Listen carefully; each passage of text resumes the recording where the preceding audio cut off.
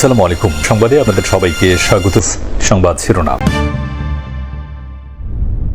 আওয়ামী লীগের অপরাধের বিচারের জন্য তদন্ত কর্মকর্তা নিয়োগ, ট্রাইব্যুনাল আইনে যুক্ত হলো নতুন বিধান। দল হিসাবে, সংগঠন হিসাবে আওয়ামী লীগের বিরুদ্ধে তদন্তের প্রক্রিয়া চলমান ছিল।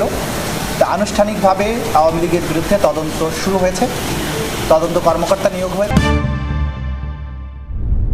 শুধু আলোচনা নয়, বিশেষজ্ঞদের পরামর্শে নির্বাচন কমিশন আরও সমৃদ্ধ হতে চায় জানালেন সিইসি। বললেন, দেশের জন্য করার এটাই তার শেষ সুযোগ। জীবন দিয়ে জুলাই বিপ্লবের বীজ বপন করেছিলেন বুয়েট শিক্ষার্থী আবরার। বললেন ডাকসু ভিপি সাদিক কায়েম, 6 বছরেও হয়নি হত্যা মামলার আপিল নিষ্পত্তি। দল হিসেবে আওয়ামী লীগের বিচারের জন্য তদন্ত শুরুর নির্দেশ দিল ট্রাইব্যুনাল। নিয়োগ দেওয়া হয়েছে তদন্ত কর্মকর্তা। সকালে ট্রাইব্যুনাল সূত্রে জানা গেছে এ তথ্য। জুলাই আগস্টের গণ অভ্যুত্থানে প্রত্যক্ষ ও পরোক্ষভাবে দলীয় অপকর্মে জড়িত থাকার বিচার করবে ট্রাইব্যুনাল। তাছাড়া বিগত 16 বছর গুম খুন সহ মানবতা বিরোধী অপরাধের বিচার করা হবে। Chief prosecutor advocate Tajul Islam জানান, তদন্তে যদি অন্যান্য দলের সংশ্লিষ্টতা পাওয়া যায় সে ব্যাপারে আইনগত পদক্ষেপ নেওয়া হবে। এদিকে শেখ হাসিনা সহ 3 জনের বিরুদ্ধে মানবতা বিরোধী অপরাধ মামলায় আজ শেষ সাক্ষীর 3য় দিনের জেরা অনুষ্ঠিত হবে। এই মামলার মূল তদন্ত কর্মকর্তা মোহাম্মদ আলমগীরকে জেরা করবেন আসামিদের পক্ষে রাষ্ট্র নিযুক্ত আইনজীবী। সোমবারও তাকে দিনভর জেরা করা হয়। জেরায় চৌধুরী আবদুল্লাহ আল মামুনকে রাজসাক্ষী করার বিষয়ে প্রশ্ন করা হলে তদন্ত কর্মকর্তা জানান, কোনো চাপে নয়, সত্য উদ্ঘাটনের স্বার্থেই তিনি রাজসাক্ষী হয়েছেন। তিনি আরও জানান, জুলাই আইন শৃঙ্খলা বাহিনী এবং সরকার দলীয় সশস্ত্র গোষ্ঠী 50টিরও বেশি জেলায় মারণাস্ত্র ব্যবহার করেছে। শেখ হাসিনার বিরুদ্ধে মামলায় 25 কার্যদিবসে 54 জন সাক্ষ্য দিয়েছেন। এদিকে ট্রাইব্যুনালে আশুলিয়ার 6 লাশ পোড়ানোর মামলারও চলছে সাক্ষ্য গ্রহণ।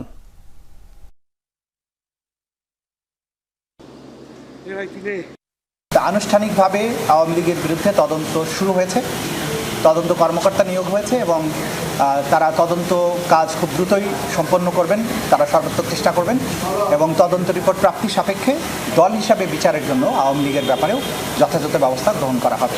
আদালতে যখন সাক্ষীরা তাদের বক্তব্য দিয়েছেন, দলের ইনভলভমেন্টের ব্যাপারে বলেছেন, এগুলো জুডিশিয়াল ডকুমেন্ট হয়ে গেছে। সুতরাং ভবিষ্যতে দলের বিরুদ্ধে যে তদন্ত হবে, দলের বিরুদ্ধে যে সমস্ত সাক্ষ্য প্রমাণ আসবে, তার মধ্যে বিদ্যমান যে সমস্ত সাক্ষ্য ইতিমধ্যে হয়ে গেছে যেগুলো, সেই সাক্ষ্য প্রমাণগুলো অন্যতম এভিডেন্স হিসেবে গণ্য হবে। কারো বিরুদ্ধে আন্তর্জাতিক অপরাধ ট্রাইব্যুনালে আনুষ্ঠানিক অভিযোগ গঠিত হলে তিনি আর সংসদ সদস্য, স্থানীয় সরকার প্রতিনিধি বা কোনো সরকারি পদে বহাল থাকতে বা নিয়োগ পেতে পারবেন না। এ বিষয়ে নতুন বিধান সংযোজন করেছে আইন মন্ত্রণালয়। সোমবার জারিকৃত গেজেট অনুযায়ী অভিযোগ গঠনের পর আসামি, এমপি, মেয়র, চেয়ারম্যান, কমিশনার বা প্রশাসক পদচ্যুত হবেন। একই সাথে সরকারি চাকরি বা অন্য কোনো সরকারি পদেও নিয়োগযোগ্য থাকবেন না। তবে কেউ যদি ট্রাইব্যুনাল থেকে খালাসপ্রাপ্ত হন বা অভিযোগ থেকে রেহাই পান, তাহলে এই নিষেধাজ্ঞা তার ক্ষেত্রে প্রযোজ্য হবে না, সেটিও উল্লেখ করা হয়েছে গেজেটে। রাষ্ট্রপতির অনুমোদন ক্রমে প্রকাশিত এই অধ্যাদেশের মাধ্যমে আন্তর্জাতিক অপরাধ ট্রাইব্যুনাল আইনে নতুনভাবে রাজনৈতিক ও প্রশাসনিক পদে যোগ্যতার সীমা নির্ধারণের বিধান কার্যকর হলো।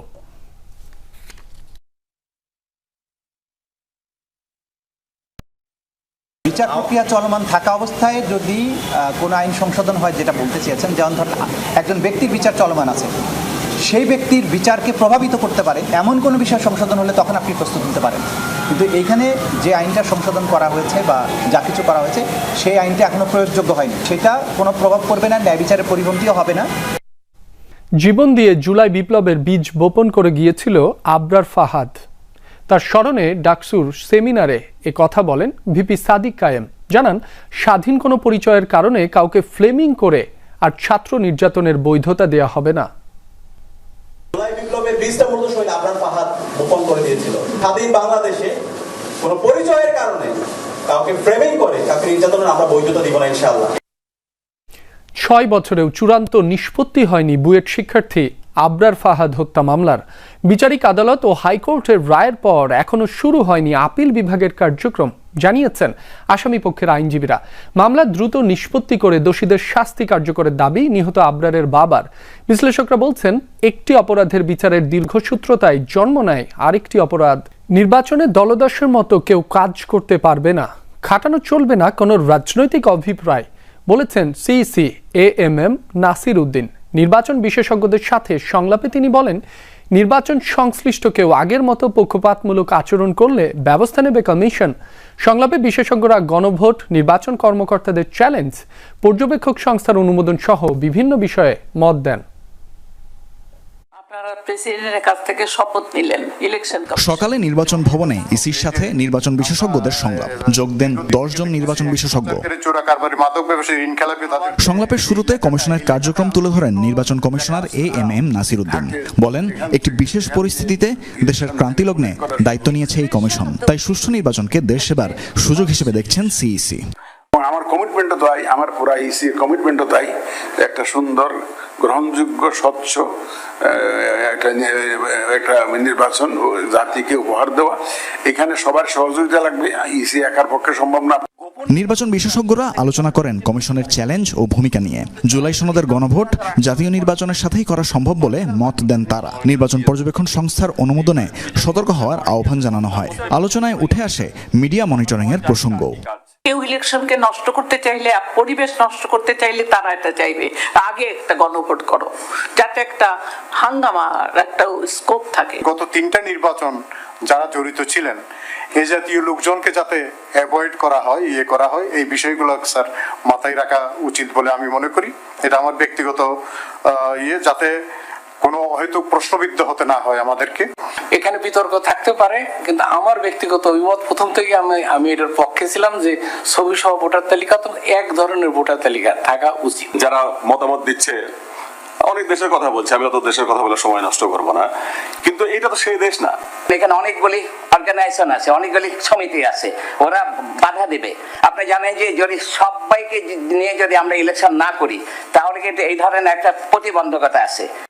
সবার মতামত ও পরামর্শ শুনে সিইসি শেষে বলেন, এই নির্বাচনে দল দাসের মতো কেউ কাজ করতে পারবে না, খাটানো চলবে না কোনো রাজনৈতিক অভিপ্রায়।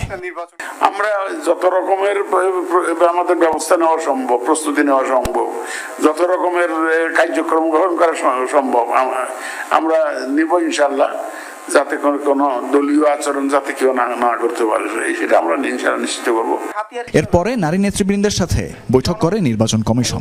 আমাদের এই ইলেকটোরাল কমিটিতে আজকে তৃতীয় দিনের সংলাপে প্রথম পর্বের যে সংলাপ, সেখানে এই নির্বাচন বিশেষজ্ঞদের সাথে সংলাপ শেষ করার পর এই যে দ্বিতীয় পর্ব সংলাপের আজকের, সেখানে নারী নেতৃবৃন্দর যারা সংলাপে উপস্থিত হওয়ার কথা তারা আসতে শুরু করেছেন এর মধ্যে। এবং এর আগের সংলাপে কিন্তু সিইসি বলেছেন যে নির্বাচন বিশেষজ্ঞদের যে সংলাপে তারা যে পরামর্শ দিয়েছে, তারা যে মতামত দিয়েছে, সেগুলো কিন্তু আসলে নির্বাচন কমিশনকে ঋদ্ধ করেছে, আরও বেশি সমৃদ্ধ করেছে কমিশনকে। এবং সেসব পরামর্শ মতামতগুলোকে সাথে নিয়ে কিন্তু নির্বাচন কমিশন তাদের পরবর্তী কর্মপরিকল্পনাগুলো ঠিক করবে, কিভাবে নির্বাচনকে আরও সুষ্ঠু করা যায় সে বিষয়গুলো নিয়ে কিন্তু আশাবাদ ব্যক্ত করেছেন সিইসি। এবং তিনি বলেছেন যে দল দাসের মতো কাজ করলে কিন্তু আসলে এই যে নির্বাচন কমিশনে কাজ করা যাবে না, এবং কারো কোনো রাজনৈতিক অভিপ্রায় সেটিও কিন্তু বাস্তবায়ন করা যাবে না।